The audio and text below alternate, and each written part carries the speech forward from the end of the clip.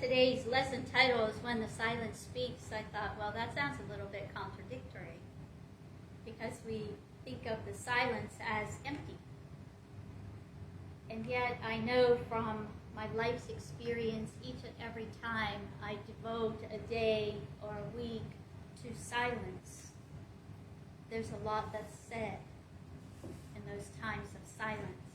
When I consciously guide myself to that place deep within, there's a lot that happens. So once a year, I go to the very sacred and holy grounds of the Abbey of Gethsemani. It's in Kentucky.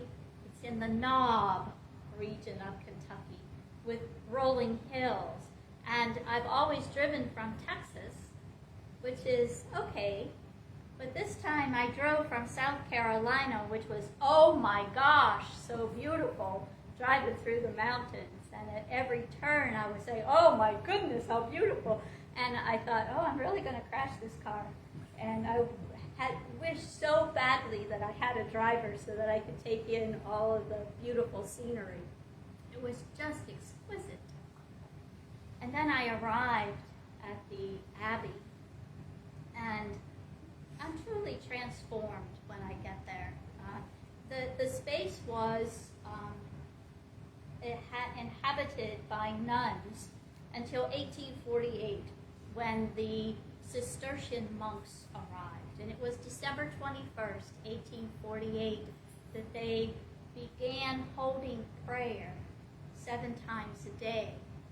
So since 1848, the monks have gathered and prayed and sang the Psalms 7 times a day after day after day. It's the commitment they have made with their lives to live under the orders of Saint Benedict of work and prayer. So every monk has manual labor to do.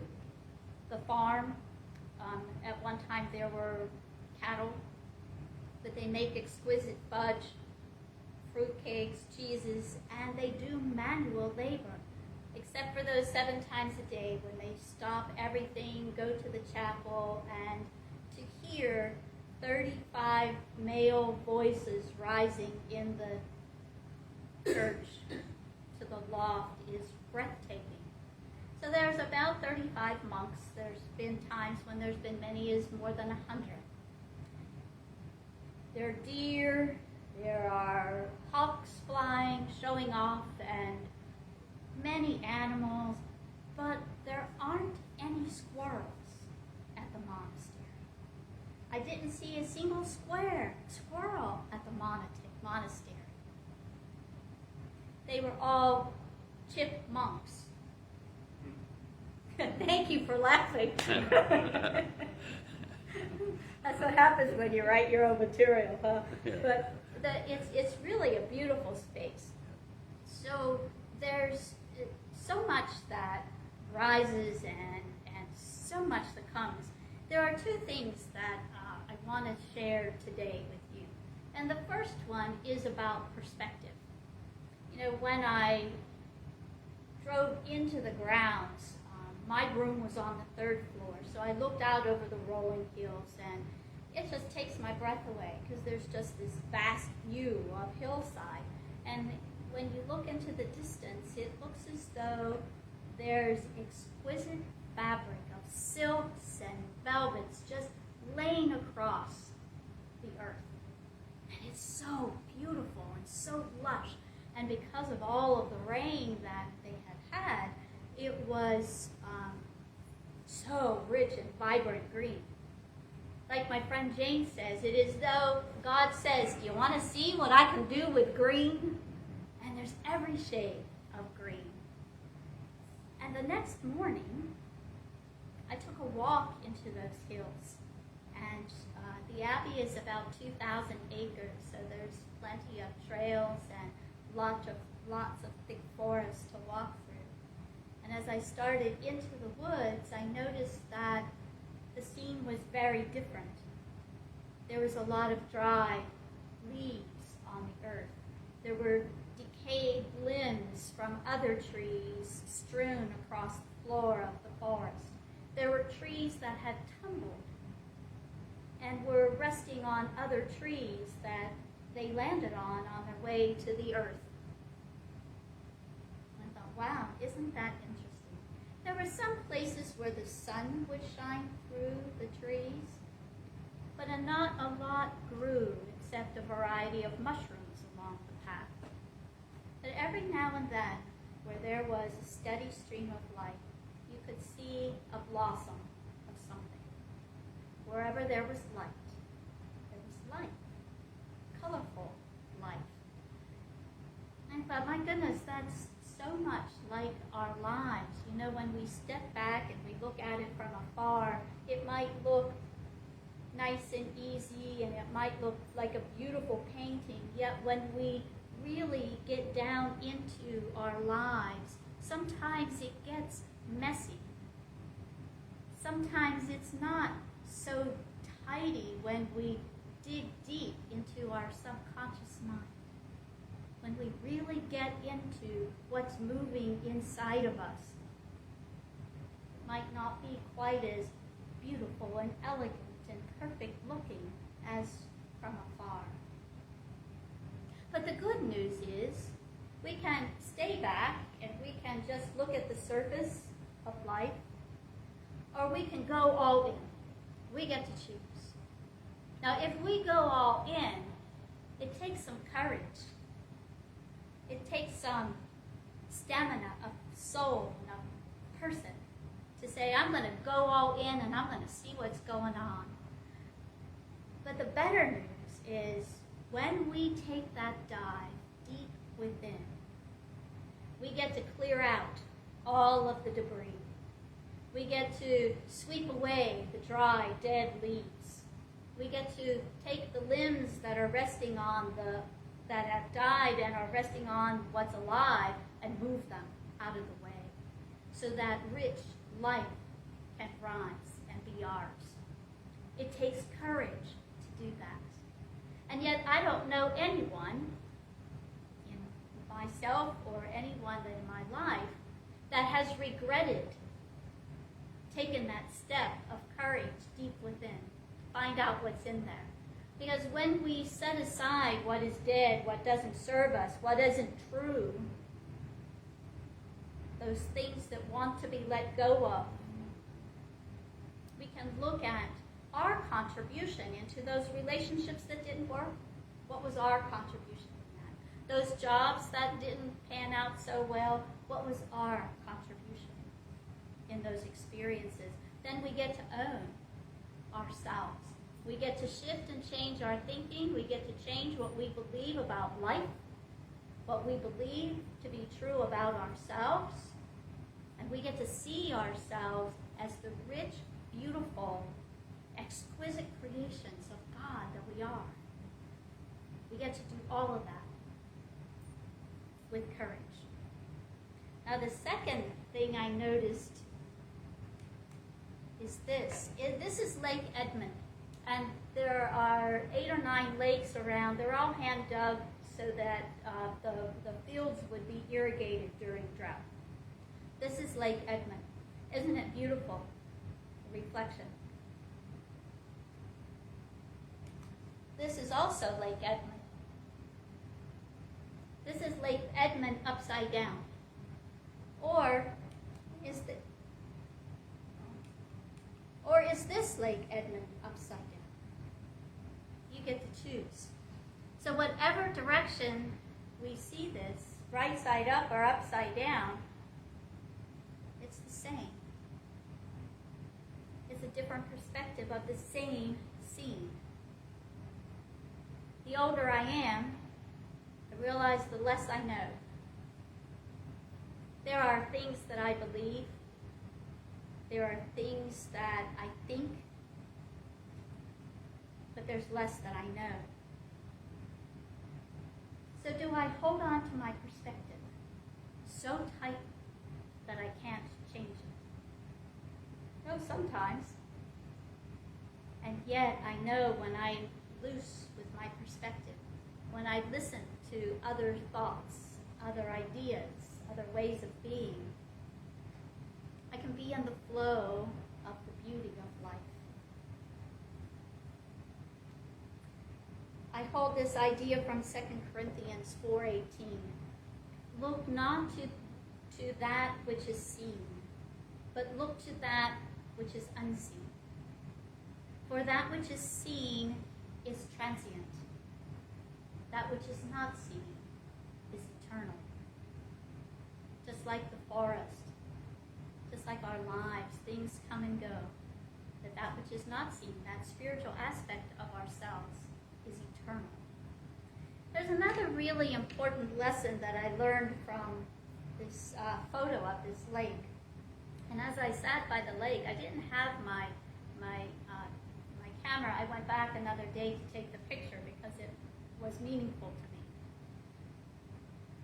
But I noticed that as I sat by the lake, the reflection in the lake was exact. The fine details, the limbs, the roots of the trees were perfectly reflected in the water. What was on land was perfectly reflected in the water. That's how our life is.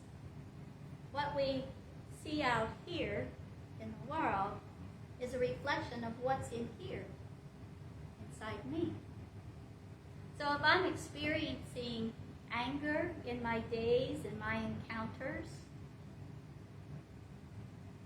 I might take a look inside and see what I'm angry about. I might look and see what's happening, what's causing me to be agitated and angry. And if I'm experiencing loving, joyful moments and days out here, I can feel pretty good that I'm feeling loving, joyful inside. Both of those are good things. Because as I am reflecting those places and moments of anger and agitation, that tells me where my attention needs to go. That tells me where there's an opportunity to heal some aspect of my thinking and being. It tells me that there's a place for me to massage the way I'm showing up. It tells me that there's a bruise that someone has touched, that I can now heal, that I can now practice forgiveness for myself and for others, and move on in my life.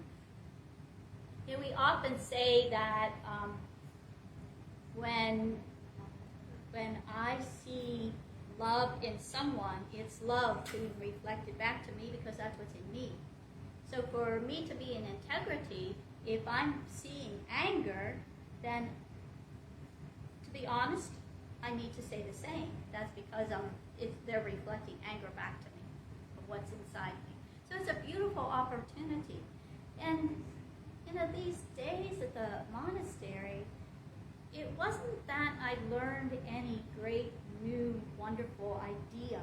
It was that all of these things came as great reminders in my life.